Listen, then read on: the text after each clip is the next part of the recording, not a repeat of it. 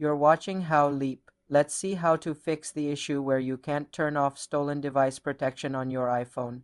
This feature, once enabled, adds a security delay for certain actions. To turn it off, you need to authenticate with Face ID or Touch ID, and sometimes wait an hour if you're away from a familiar location. First, ensure you are in a familiar location, like your home or workplace, where your iPhone recognizes you. Go to Settings, then Face ID and Passcode or Touch ID and Passcode.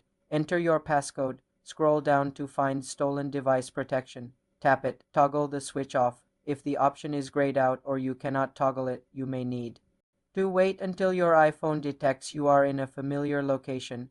Restart your iPhone and try again. Ensure your device has an active internet connection.